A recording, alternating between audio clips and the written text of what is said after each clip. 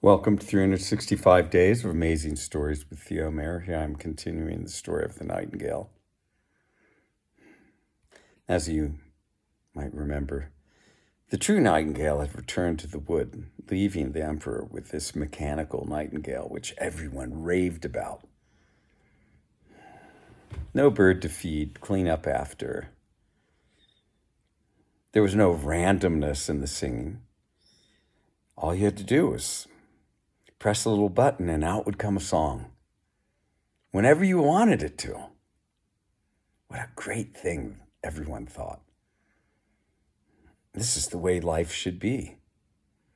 Push a button and the most beautiful things happen. And all was well. That mechanical bird sang for years, 5 years. Until one day, as it was singing, there was a snap inside of it. The singing ceased. Well, the Emperor immediately called the physician to check in on this mechanical bird. But what could he do? So then he had a clockmaker come, and the clockmaker, after great inspection, said, "The gears in here are worn out and it cannot be replaced. I can fix it so that it can sing, but it must only be used, well, almost never, because it will break again." So the mechanical bird, which had its own special place now to the left of the Emperor, as the true nightingale had, sat. It was played but once a year. And when it was played, it was with great ceremony. Now, eventually, the benchmaker, the one who'd made the bird, returned. He had heard what had happened, and he inspected everything that had gone on and did some tinkering with the bird and said, "She's as good as new. You can play her again." And so the Emperor did. He played her every day, multiple times a day, reveling in the beautiful singing of the bird, until one day, as we know would happen, that mechanical bird broke again, and nothing could be done to fix it. Now, it turned out that at the same time, the Emperor became ill. He was put into a bed. He was kept isolated, a quiet space of his bedroom. Carpets were laid outside of his room and down the hallways, so no sound could be heard, so that he could rest. But the Emperor hated it. He wished that there would be someone that would come and talk with him, or some sound that could bring him some relief from what he was experiencing in his body and his mind, knowing that death was approaching. But nothing would come. No one would come. Till one day,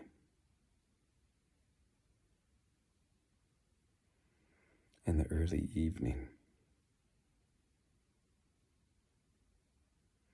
he was awakened by the pure, beautiful voice of the real nightingale. The true nightingale had come and sat upon the bough that she had originally sat upon outside the Emperor's bedroom window, and she sang to him because she had heard that the Emperor was ill. The blood began to rush back into all the places where it had been, absent. The Emperor felt filled with life like he had not for so many days.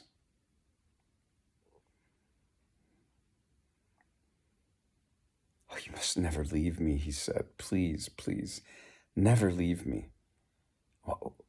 What can I do to keep you to stay?" Please, please, come. Come in. Sit by me and sing.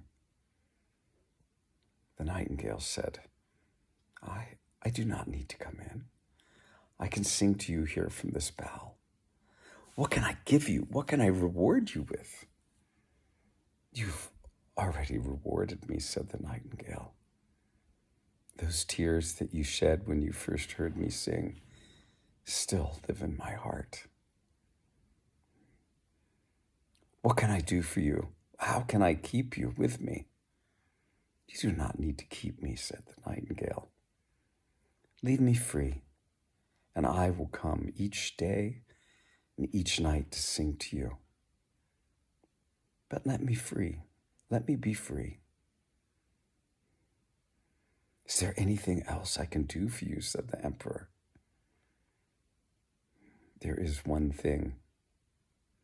The emperor was getting up out of his bed at this point. He had not gotten up out of his bed for days.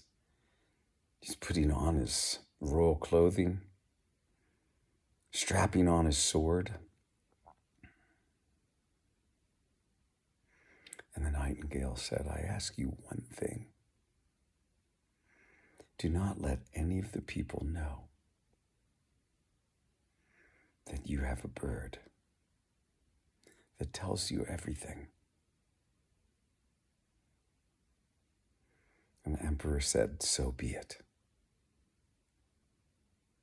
And as he did so,